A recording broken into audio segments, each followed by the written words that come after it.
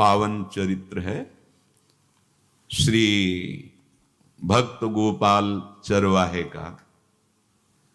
पहले ऐसा हुआ करता था कि सबकी गायें जैसे चराए तो सब लोग अन्न आदि जो है उसके घर भिजवा देते थे और गायें छोड़ देते थे।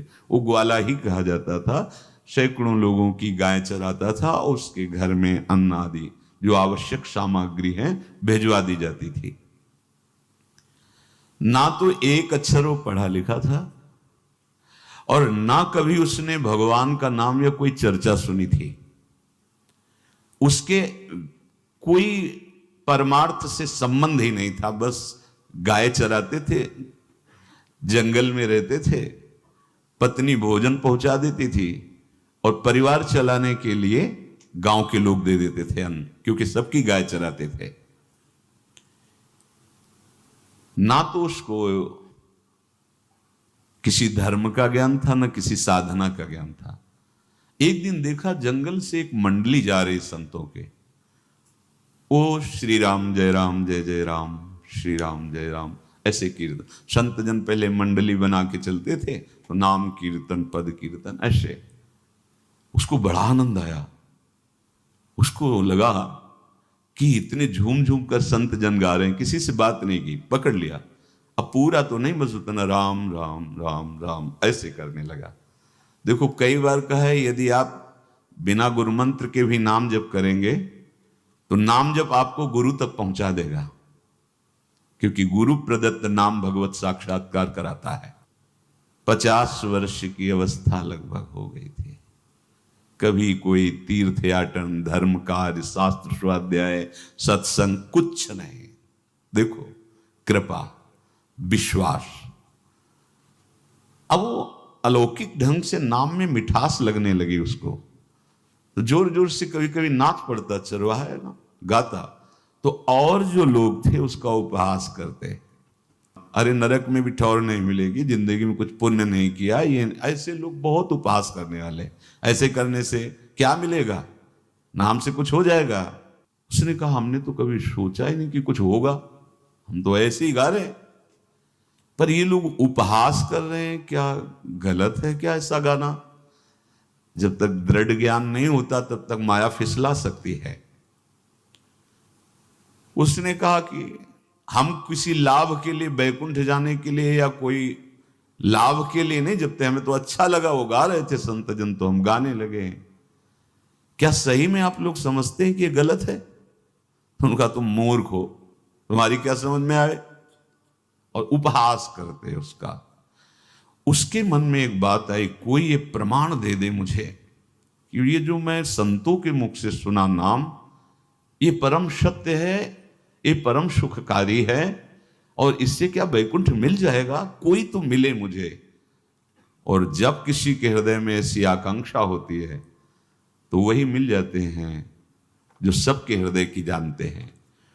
एक दिन उसने देखा जब लोग दिल्ली की हंसी मजाक कर रहे थे, उसी समय एक लंगोटी पहने हुए, हाथ में कमंडल धारण किए हुए कोई वीतराग परमहंस दौड़ा, चरणों में गिर गया। महाराज महाराज, बस एक बात आप बता दीजिए, जो हम राम राम कह रहे हैं, ये लोग उपहास करते हैं, क्या इससे हमारा कल्याण हो जाएगा, वैकुंठ मिल जाएगा? तो उन्होंने कहा बेटा ये बहुत मंगल में भगवान का नाम है, पर हमें लगता है कि तुम्हें गुरुदेव की आवश्यकता है। यदि तुम गुरु कृपा पात्र बन जाओ तो इन उपहास करने वालों की बातें तुम्हारे मन में नहीं लगेंगी और निश्चित तुम्हें भगवत साक्षात्कार हो जाएगा। तो पैर पकड़ लिया और कहा महाराज आप ही गुरु बन जाओ ना हमारे, आप ही हमें मंत्र दे दो। तो उन्होंने कहा हम तो तीर्थ यात्रा में हैं, ऐसा हम नहीं कर सकते, पर यदि तुम भगवान से प्रार्थना करोगे तो तुम्हारे कल्याण के लिए सदगुरु प्राप्त हो जाएगा। इसलिए जैसे कोई पूछते हैं किसको सदगुरु बनाऊं, तुम कहते किसी को नहीं, पहले भगवान को मानो, श्री हरि को, जगत गुरु श्री कृष्ण को, फिर उनसे प्रार्थना करो कि यदि आप आवश्यक समझते हो कि सदगुरु के रूप में आप आकर के हमारा कल्याण करेंगे तो मुझे पहुंचा दो, या आप स्वयं आ जाओ। मैं नहीं खोज कर पाऊंगा, मेरी वो दृष्टि नहीं है कि मैं किसी महापुरुष को पहचान सकूं। मैं तुमसे सत्य कहता हूं, सदगुरु की जो शरण में हो गया तो उसके जीवन नौका की डांट सदगुरु अपने हाथ में ले लेते हैं। फिर उसको कोई भय, कोई उपहास, कोई लज्जा नहीं सताती। वो सुख पूर्वक इस दुखद अपार संसार समुद्र से पार हो जाता है। पर बेटा, तेरे ऊपर भगवान की बड़ी कृपा है, क्योंकि तू संतों को मानता है। तू मेरी बात पर विश्वास कर ले, अंदर से तू एकांत में रो, तुझे सदगुरु मिल जाएंगे। अब ऐसा कहकर वो अपने राह में चले तीर्थ यात्रा के लिए। अब वो खोजता, एकांत में बैठकर देखता, कभी कभी वो पेड़ पे चढ़ जाता कि कोई संत तो नहीं आ रहे हैं। अब उसके लिए वहां भोजन पहुंच जाता, पाता, गाय देखता और बस खोज करता कि सदगुरु आ जाए, सदगुरु आ जाए। बहुत समय व्यतीत हुआ, पर उसका विश्वास नहीं टूटा कि संत ने कहा था कि तुम भावना करो कि सदगुरु आ जाएंगे। भगवान सदगुरु बन करके आ गए, वही है सदगुरु। देखा सामने से बड़े तेजस्वी महात्मा बड़े तीव्र गति से आ रहे हैं। वो दौड़ा, गुरुदेव गुरुदेव, चरणों में जे ही गिरा तो एक बिजली सी दौड़ी उसके हृदय में। अब बात बन गई, गुरु मिल गए, वो खड़े हो गए। देखते ही सात्विक भाव उत्पन्न हो रहा है, आंसू निकलने लगे।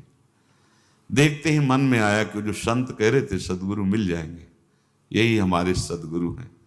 हृदय में उत्साह, आतुर आवाज, प्रभु मुझे भवसागर से पार करने वाला गुरु मंत्र दे दो। ऐसे थोड़ी दीक्षा दी जाती कि गली चलते दी जाए, दूंगा। जा पहले स्नान करके आ, फिर एकांत स्थान में बैठेंगे, फिर तेरे को उपदेश देंगे। बोला महाराज, मैं जंगली आदमी हूं, गाय चराता हूं, हमारा घर बार से कोई आना जाना नहीं, यही भोजन आ जाता है। संत ने कहा अच्छा स्नान करो। स्नान करके आए, एक पेड़ के नीचे, भाई मैं तुझे कुछ नियम दूंगा, कुछ शर्त। तो अब महाराज गंवार आदमी है, ना हम आपका कोई नियम पालन कर पाएंगे, ना कोई व्रत पालन कर पाएंगे, ना कोई साधना कर पाएंगे। आप देख लो हमारी हालत, 50 साल का हूं, पढ़ा लिखा बिल्कुल नहीं, कोई धर्म कर्म नहीं जानता, गाय चराता हूं। मुझसे बहुत बातें नहीं सदेंगी, अगर एक कोई बात बता दो तो प्रण करता हूं जिंदगी में प्राण त्याग सकता हूं, पर एक बात, कोई एक नियम कोई दे दो। हमें बहुत नियम तो नहीं समझ में आएंगे, एक कोई बात बता दो कि ऐसा कर लेना और मंत्र जपना, तो हम प्राण त्याग सकते, पर आपकी आज्ञा उल्लंघन, पर बहुत हम बातें नहीं मान पाएंगे क्योंकि हमारे इतना ज्ञान नहीं है।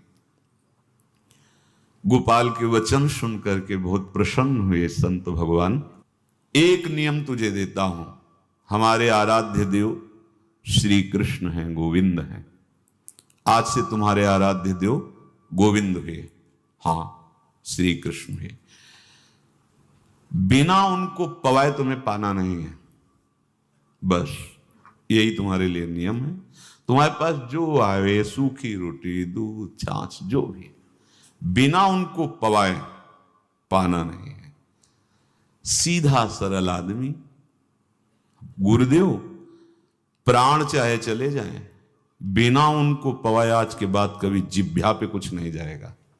ऐसा गुरुजन आदेश करते हैं वैष्णव मार्ग के पथिकों को कि जल भी बिना अर्पित किए मत पियो। अगर आप बिना अर्पित किए पीते हैं तो आपकी बुद्धि में इष्ट देव के प्रति ममत्व तो नहीं आ पाएगा, नहीं आ पाएगा। अब तो गोपाल नाच पड़ा कि गुरु मिल गए, गुरु मंत्र मिल गए और इष्ट का पहचान मिल गई। उसी समय घर से भोजन आया, वही कभी चटनी रोटी, ऐसे ही बैठा एकांत वृक्ष के नीचे, आओ गोविंद भोग पाओ। अब गोपाल विचार में लगा कि आ तो रहे हैं ही नहीं, और गुरुजी ने कहा बिना पवाए पाना नहीं। पूरा दिन व्यतीत हो गया।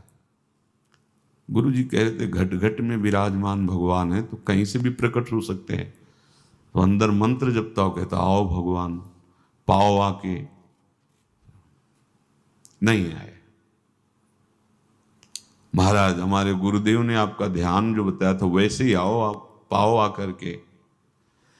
रात्रि हो गई, देखा पर वो नहीं आए, तो भोजन उठाया, गाय को पवा दिया। तो बहुत सी गायें थी, भूखा रह गया। दूसरे दिन फिर भोजन आया, एक पत्ता तोड़ा, जल से छिड़का पत्ते में और भोजन रखा। भगवान को फिर पुकारा, आओ प्रभु। गुरुदेव ने आज्ञा की, बिना आपको पवाए हम अपनी जबान में नहीं रख सकते। शाम हो गई, रात्रि हो गई, फिर गौ को दे दिया, नहीं पाया।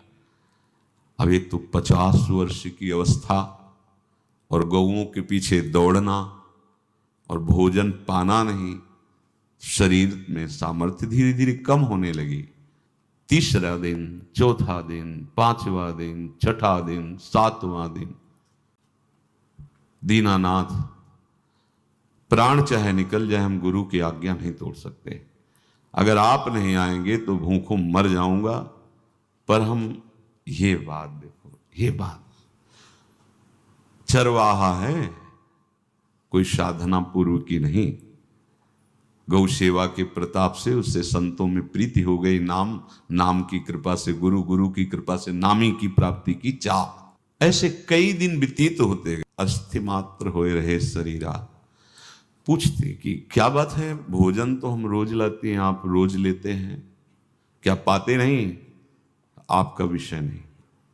शिक्षा मिलती है यहां, अपने गुरु उपदिष्ट साधन को किसी से बताना नहीं चाहिए। गुरु उपदिष्ट साधन जब तक सिद्धावस्था ना पहुंच जाए तब तक गुप्त रखा जाता है। जो जैसे आप सत्संग सुन रहे हो, इसमें कोई वचन आपको लगा, पकड़ लिया, अब वो जीवन में तभी बोलना है जब उसका प्रभाव हमारे जीवन में आ जाए। नहीं ऐसे नहीं बोलना, नहीं तो निकल जाएगा। और अगर रोक लिया तो मंथन करेगा अंदर और आपको उसमें स्थित कर देगा।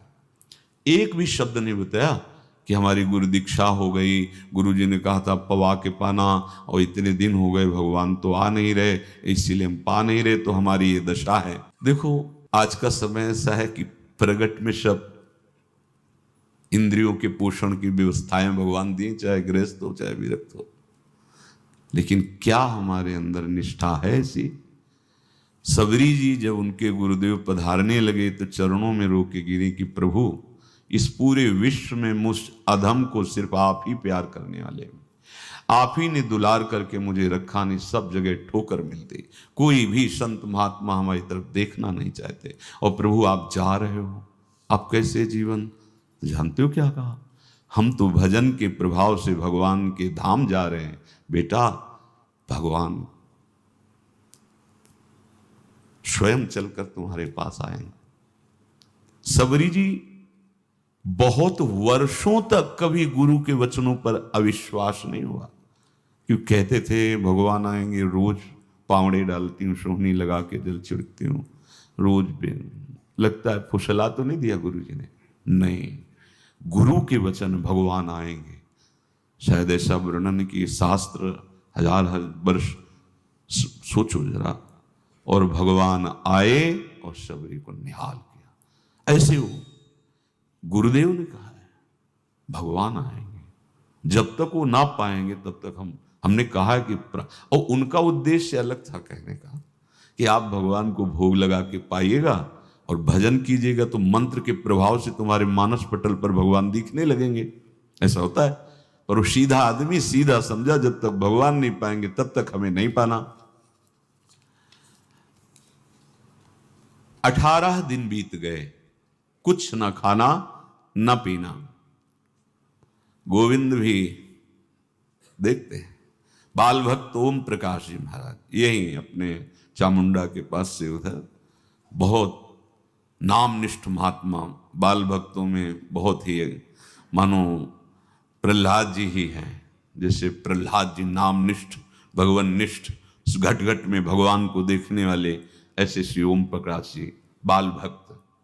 बड़े बड़े महापुरुष गए, हरि बाबा, उड़िया बाबा, सब बस वो यही कहते कि ये श्री कृष्ण का आदेश है।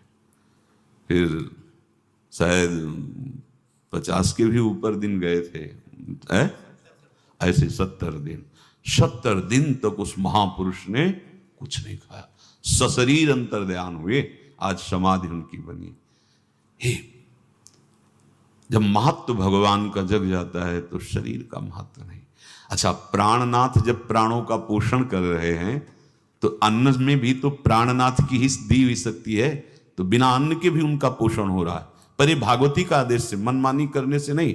मनमानी करने में फिर मार्ग रुक जाएगा। भगवान आदेश करते हैं अपनी वाणी से, युक्ताहार विहार से, उचित आहार विहार, वो तो भगवद आदेश होता है। सारा दिन बीत गए, 19वें दिन जब भोजन आया तो पेट की आंतें सब सिकुड़ गई थी। वैसे ही 50 वर्ष के थे, आंखें धस गई थी, उठने की ताकत नहीं। पत्नी ने फिर कहा कि आप कुछ तो बताइए कि क्या आपको कोई रोग हो रहा है? आप भोजन नहीं पा रहे, मैं रुक जाऊं यहीं आपकी सेवा के लिए, या आप घर चलिए? कोई उत्तर नहीं। आप जाइए, हम ठीक हैं। ऐसा फिर धीरे से पत्ता लाए, छिड़का, भगवान आओ, पाओ आकर के। शाम हो गई, फिर गाय को दे दिया। विचार कर लिया कि अब मरना ही है, मुझ जैसे अधम के पास भगवान तो आएंगे नहीं, वो तो भगवान है। पर मैं अपने गुरु के वचन नहीं तोड़ सकता, मर चाहे जाऊं। 27 दिन व्यतीत हो गए, एक कवल भी अन्न नहीं पाया।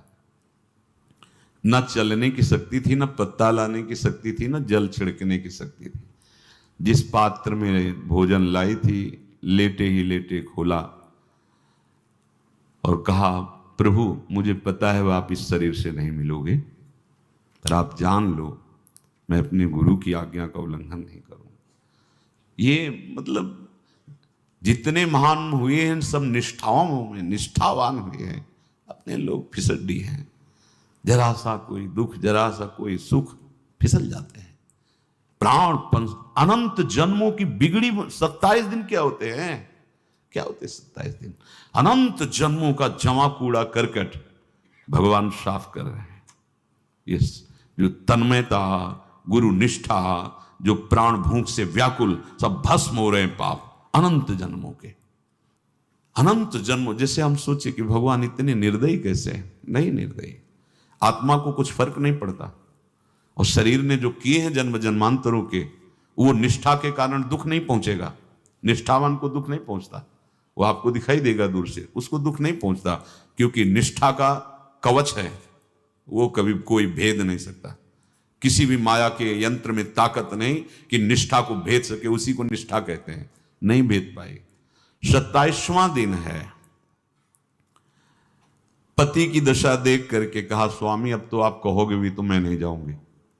हम आपकी दशा, इशारे से कहा, आज भर चली जा, क्योंकि उसको लग रहा था आज प्राण निकल जाएंगे।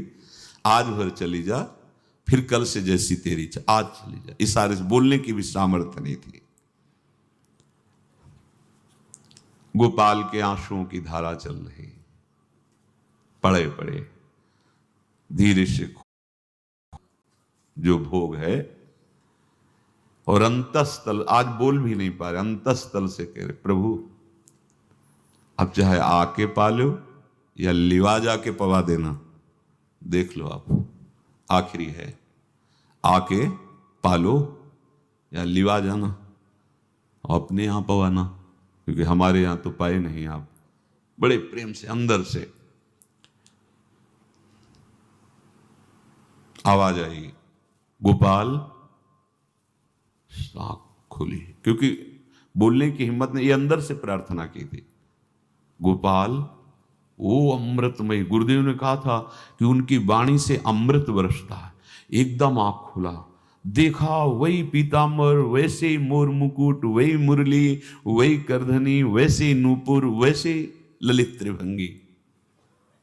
गुरुदेव ने जैसा वर्णन किया था वैसा ही सुंदर रूप गोपाल के सामने। प्रभु मुखमंडल की मनोहरता देखकर निहाल हो गए। ए निहाल कर देंगे, थोड़ी पीड़ा सहना सीखो। सहत सहत बाढ़े भगति, ग्रह तन गुरु हित गार, ग्रह तन गुरु हित गार, हार अपनी करिमा। सेवक जी कह रहे हैं, देखो गृह तन गुरु हित गार हार अपनी कन, तन मन प्राण गुरु वचनों पर न्यौछावर, जो भी सहना पड़े सहूंगा। मिल गए प्रभु। प्रभु दूर नहीं है। प्रिया प्रीतम बहुत कृपालु हैं। मानो करोड़ करोड़ काम की सौंदर्यता को हे करते हुए प्रभु के लावण्य का प्रकाश हो रहा है। मनहारिणी मुरली, जैसे कहा था अधरों में वैसे अधरों में विराजमान। अच्छा, खास बात ये, ना कोई गाय देख पा रहे, नहीं कोई और चरवाहा देख पा रहा है। ये भगवान को, जैसे इस सभा में किसी से बात करें भगवान, किसी से मिले तो पास बैठा व्यक्ति भी नहीं देख पाएगा ना जान पाएगा, क्योंकि प्राकृतिक इंद्रियां, प्राकृतिक शरीर, और वो चिदानंद में, वो तो जिसको दर्शन देंगे तो पहले दृष्टि प्रदान करते हैं। भगवान जिससे मिलते हैं पहले दृष्टि प्रदान करते हैं, तो गुरु रूप से दृष्टि प्रदान। ये जो अंतर में पुकारा ना, वो अंतर दृष्टि खुल गई, सामने देखा। इतना सुंदर विश्व मोहिनी भगवान श्री हरि का ललित त्रिभंगी रूप कि गोपाल की आंखें नहीं टिकी। इतना सुंदर रूप, आंखें भगवान के तेज के आगे बंद हो गई। जो भी बंद हुई तो देखा मानस पटल पर वैसे ही ललित त्रिभंगी। फिर खोला, देखा सामने भगवान मुस्कुराए, सामर्थ्य प्रदान की।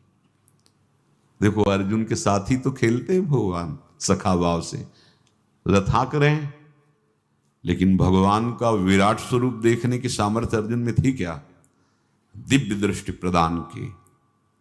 फिर भी कांप रहे थे अर्जुन जी भगवान की दिव्य दृष्टि संपन्न नेत्रों से उस विराट महिमा को देखकर कांप रहे थे अर्जुन। ये तो माधुर्य रूप प्रभु का है। उसने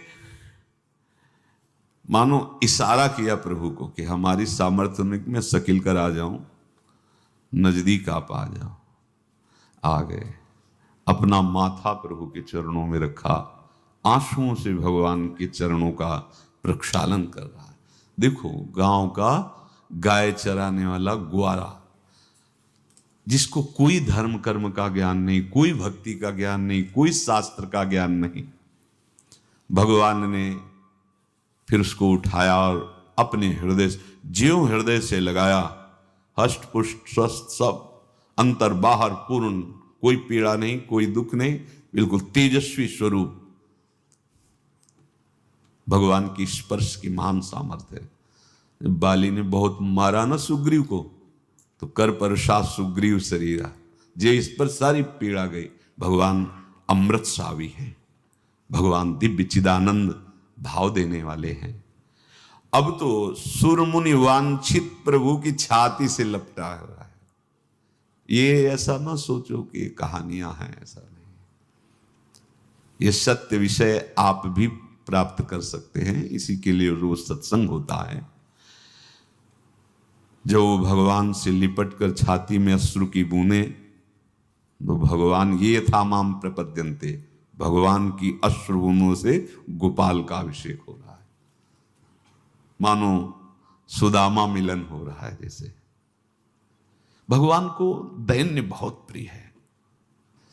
तभी भाई जी महाराज कहते हैं पद में कि बुद्धिहीन बना दो हे भगवान, हमें बुद्धिहीन बना दो। ये जो बहुत बुद्धि चलती है ना, इसके लिए दौड़ भाग है। नहीं, सीधे प्रभु हमारे हैं, हम प्रभु के हैं। नाम जप आश्रय भगवत प्राप्ति निश्चित।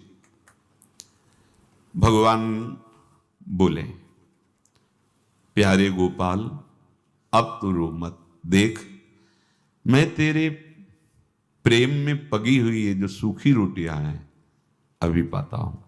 और भगवान बैठ गए और उसके घर की जो रोटी थी उसे, देखो मुझे त्रिभुवन का कोई भी भोग प्रसन्न नहीं कर सकता। गोपाल, मुझे त्रिभुवन का कोई भोग प्रसन्न नहीं कर सकता। इस बात को समझो। जिनको ये भ्रम हो कि हम अधर्म से कमा के 56 भोग लगा के प्रभु को प्रसन्न कर लेंगे, तो ये बात सुनो, त्रिभुवन का कोई भोग प्रसन्न नहीं कर सकता। मैं ऐसे ही अन्न की चाह रखता हूं। भगवान के वचन, जैसे दुर्योधन का महल का सब वैभव त्याग के स्वागत ठुकरा के और विदुरानी जी के हाथ का छिलका पाया। मैं ऐसे ही अन्न की चाह रखता हूं, भगवान कहते हैं, बलिहारी है। कभी प्यार से एकांत में रो के इनको पवाना सीखो। भले आप इतनी कटोरी में सब्जी, 2 रोटी, और अगर दैन्य भाव से कि नाथ कहाँ आप और कहाँ, कैसे आपको पवाएगा। जो छवि है ना, पंखा करते जाओ ऐसे, बीच बीच में जल पिला, देखो ना, ये था माम प्रपद्यन्ते तास्तते भजम। आप जैसा मानोगे वैसा ही वो व्यवहार करेंगे, पक्का समझ लो। गोपाल जो सच्चे हृदय से मुझे पुकारता है, मैं अवश्य उसको मिलता हूं। जो प्रेम पूर्वक मुझे पवाता है, मैं अवश्य उसका पाता हूं। पत्रम पुष्पम फलम तोयम ये में भक्त्या, भक्ति पूर्वक जो पवाया है। भक्ति पूर्वक का मतलब दैन्य। अभक्त में अहंकार होता है, देखो ये किया मैंने, वो भगवान स्वीकार नहीं करते। वो आपका शुभ कर्म बन सकता है, अब वो भी धर्म से कमाई की है तो, पर भगवान की प्रसन्नता का हेतु होगा दैन्य। जहां भी देखो, हमारे स्वामी को जहां भी देखो दैन्य में बिके हुए पाए गए, दैन्य में। और ये दैन्य किसी बाजार में नहीं मिलती, ये दैन्यता बनावटी नहीं होती, ये वस्तुता हृदय की होती, भगवत प्रदत्त ही होती है। पर जो संत सदगुरुदेव की आज्ञा का अक्षरशः पालन करे तो इस दैन्य का निश्चित प्रादुर्भाव हो जाएगा, अहंकार गलित हो जाएगा। वत्स, मैं किसी भी वस्तु का कभी भूखा नहीं हूं। मानो गोपाल के बहाने से हमको समझा रहे हैं क्या चाहिए भगवान को, क्या चाहिए। कुछ भी कर लो, माना कि तुम तात्कालिक वर्तमान दुख को मिटा सकते हो, तात्कालिक, लेकिन संपूर्ण दुखों को मिटाने के लिए हरिनाम गरज रहा है, राधा नाम गरज रहा है। आपसे प्रार्थना है, समझो इस बात को। कलयुग केवल नाम आधारा। देखो, सुन के राम राम शुरू किया, मिल गए सिद्ध सदगुरुदेव, दे दिया मंत्र, बता दी निष्ठा, और मिल गए भगवान। और भगवान कह रहे हैं अब तेरे जीवन में कभी दुख का लेस नहीं रहेगा, तू अब घर जा, अब किसी की गाय चराने की जरूरत नहीं है। परंपरागत तेरे लक्ष्मी बढ़ती रहेगी, तुझे कुछ करने की जरूरत नहीं। देखो, बड़े बड़े सोने के पहाड़ किसी सुनार ने बनाए क्या? प्रभु ने तो बनाया। भगवान हंसते हंसते समझ ही नहीं पाए और अंतर्धान हो गए। अभी गोपाल कुछ अपने मन भर के देख नहीं पाया था, कह नहीं पाया था, भगवान अंतर्धान हो गए। अब तो चिल्ला चिल्ला के रोने लगा और विवश होके आंख मूंदी तो देखा उसके मानस पटल पर छाए। अब तो राजी हो गया कि ये मेरे प्रभु ऐसी जगह विराजमान हो गए, कोई देख नहीं पाएगा, हम रोज बात करेंगे, रोज दर्शन करेंगे। नारायण या गौर श्याम को हृदय निकुंज बसइए। तो इसलिए धैर्य धारण करके, कितना भी कष्ट हो, अब पीछे मत हटो, फिसलो मत। माया अपने पार्षदों को भेजेगी। प्रभु का चिंतन छूटे वो कुछ भी स्वीकार नहीं। प्रभु का चिंतन होते हुए जो हो रहा है उनका सृष्टि का कार्य है, जो जो जिसको सेवा दे हो रहा है। हमारा प्रभु का आश्रय अगर बदला किसी व्यक्ति का आश्रय या किसी अन्य का आश्रय, बहुत घाटा हो जाएगा। अपने इस मन को देखते रहिए कि प्रभु को प्रथम नंबर में रखता है या द्वितीय नंबर में। हमें तो लगता है हो सकता है चौथे पांचवें नंबर पे रखता हो।